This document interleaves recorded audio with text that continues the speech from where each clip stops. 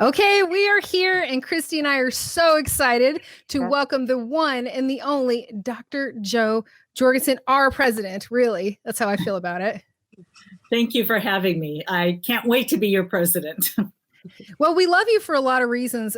We really love that you're the only presidential candidate that's never been accused of sexual assault or aggravation. So that's fun. Never.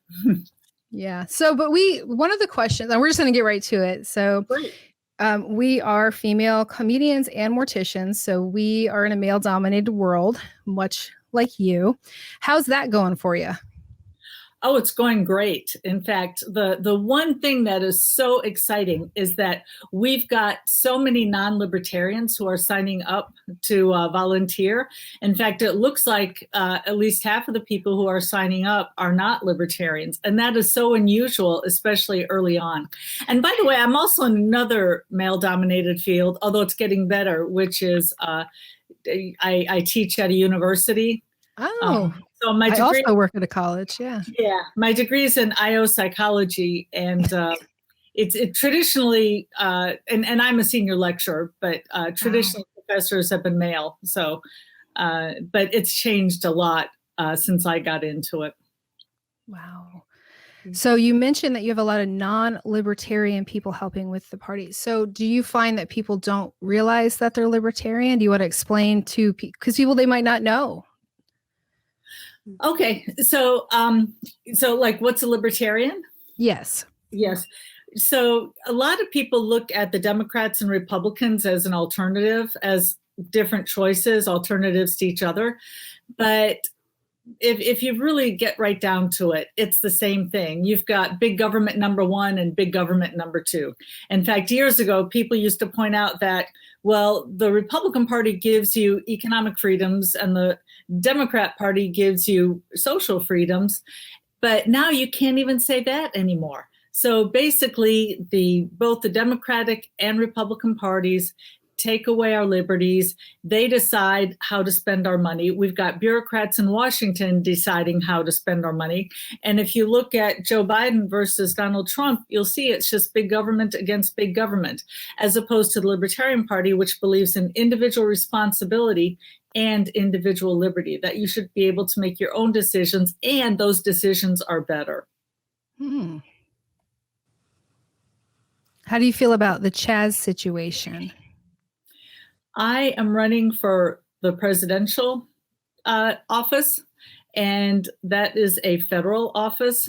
And so, I don't want to be too flippant. Let me say that I think that's an interesting experiment, and we'll see how that turns out. However, one of the problems that we have is that the federal government has gotten involved way too much in local politics, local policing, local education, local everything. And if you think about it, crime is a local issue, whether you get mugged or robbed or burglarized, assaulted, whatever. That's a local issue. There's absolutely no reason to involve the federal government. And so what we've had is we've had the federal government supplying cities, police departments with tanks, anti-grenade launchers and training and free money for other things. I say free, of course it comes from us. Sure. And so now we've got kind of a soldier mentality going on in the police department that we would have never had if the federal government had just stayed out, because it didn't belong in a local issue.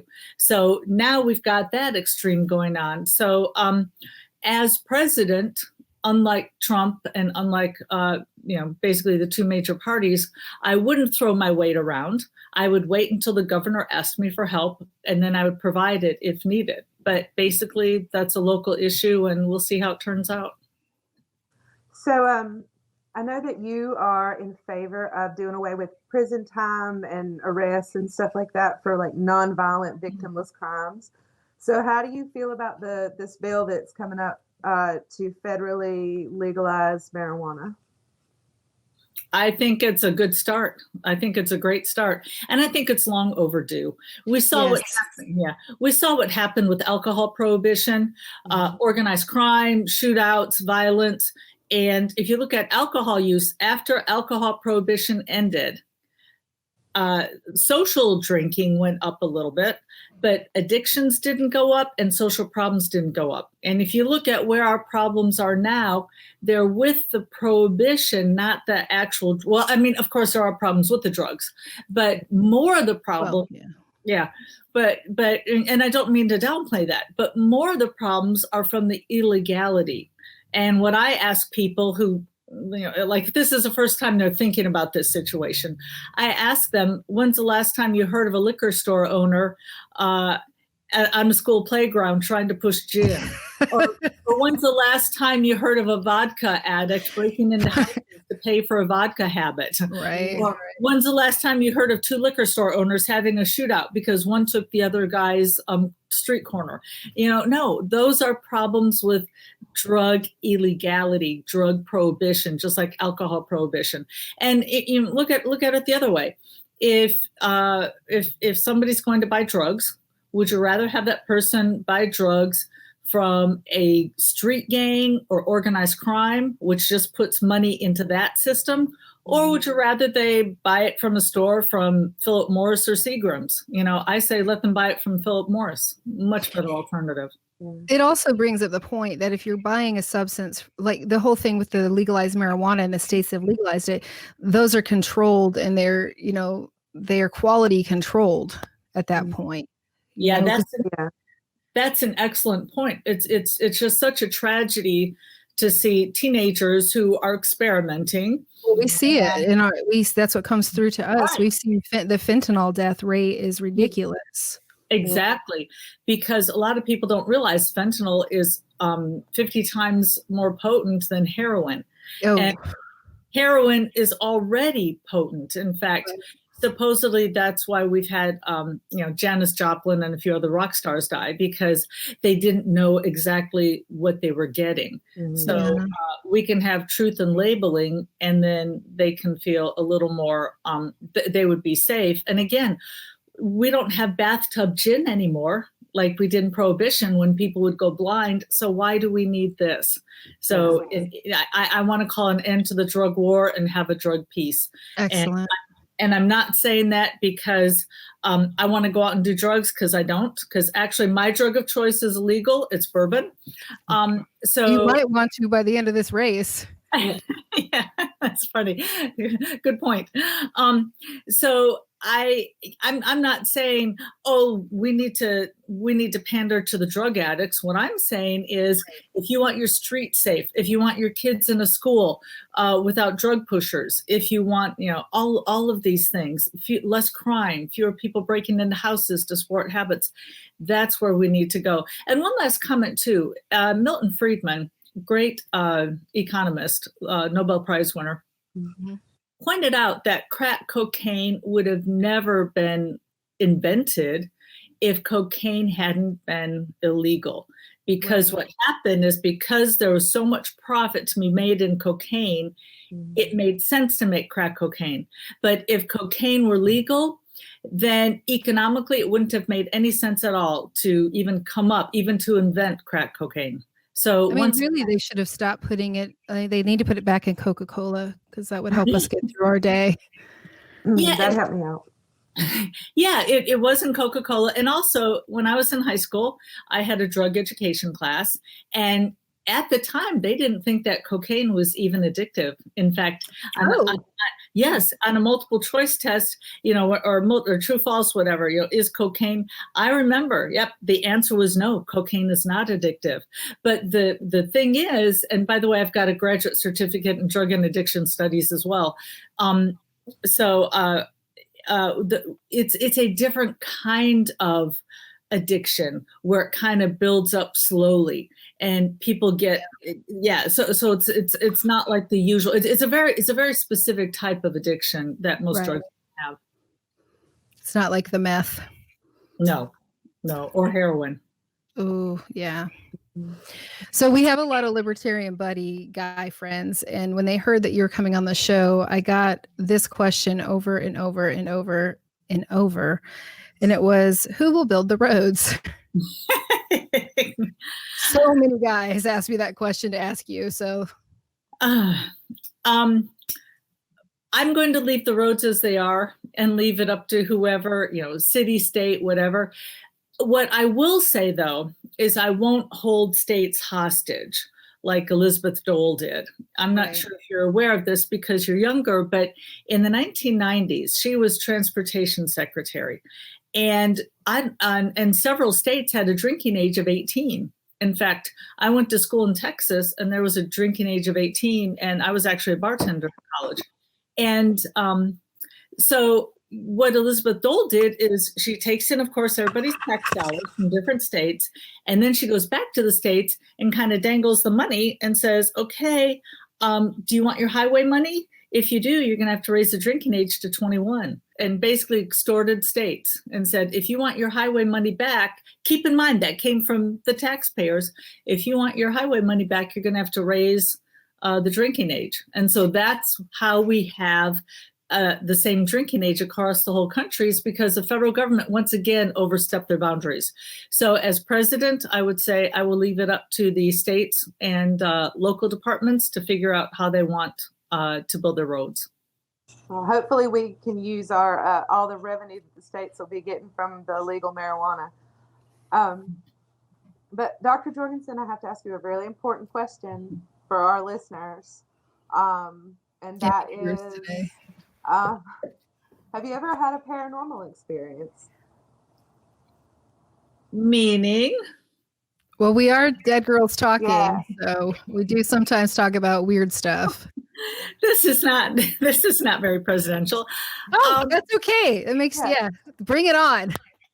No, well, I know this sounds crazy, but when I was in high school, I would have dreams that would come true.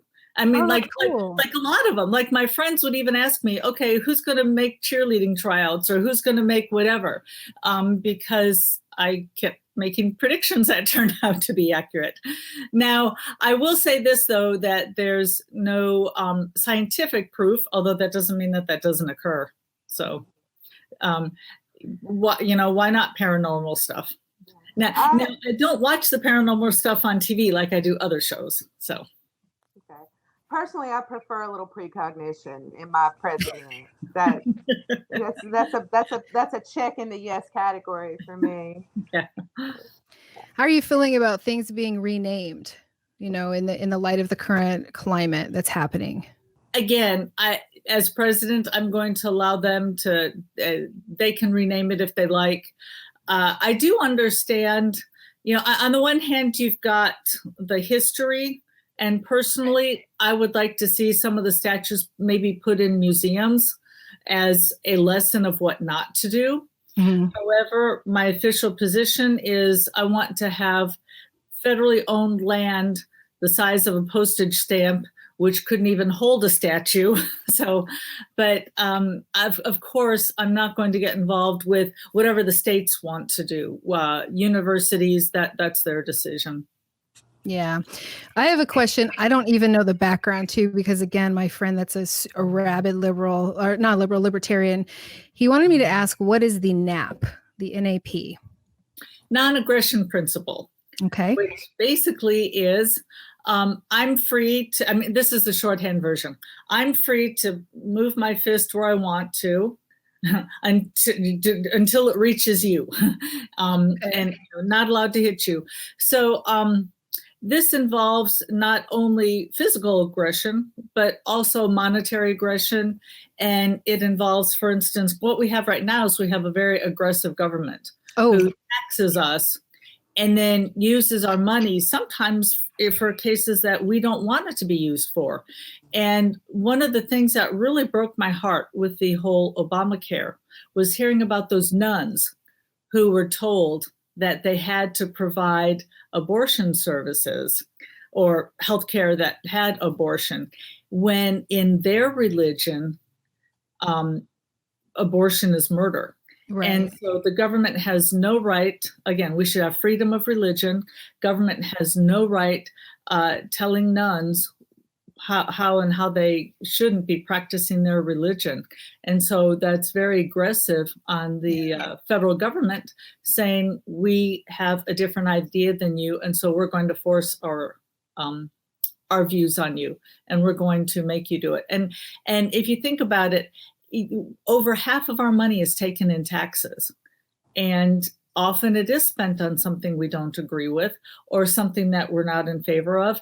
And the worst part is, if we could spend it individually, we would do such a much better job than the bureaucrats spending it.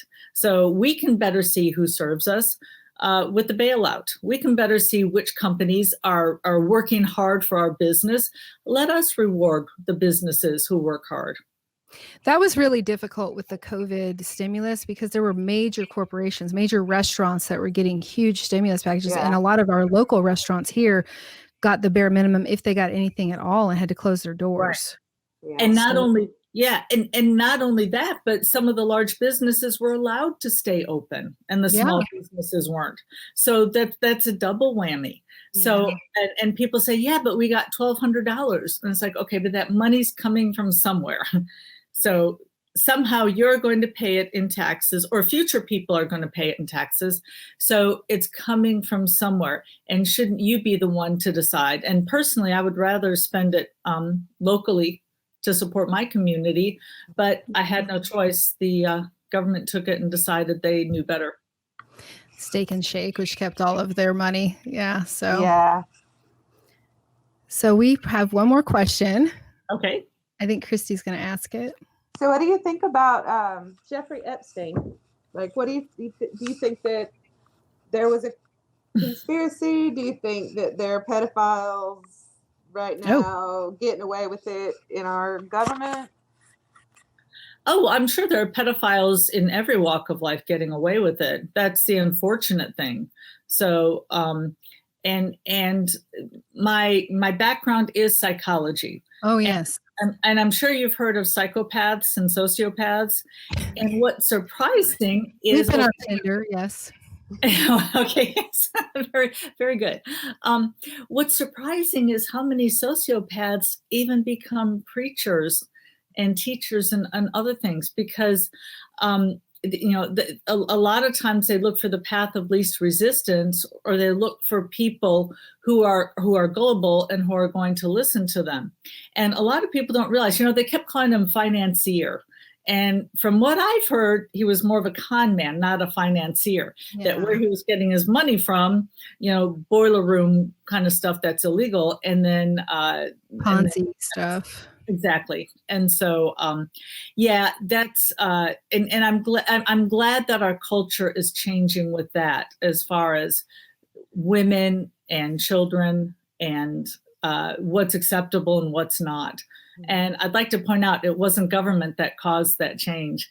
The Me Too movement was all homegrown. It was women saying, we have a voice, we want to make a point. So once again, if the government could have fixed it, it would have by now. Yeah. We want to thank you so much, Dr. Joe. Can we call you that? Can we call you Dr. Presidential Candidate Joe? I like the sound of that. Yeah, we love Spike, because he's always like our favorite presidential Jew. So we're going to call you Dr. Favorite Presidential Joe. Okay, yeah, my students call me Dr. Joe. So I would like to point out to please, if you want to go to the campaign, we're at joj2020.com and check it out. And please vote for me in November so we can make a real change.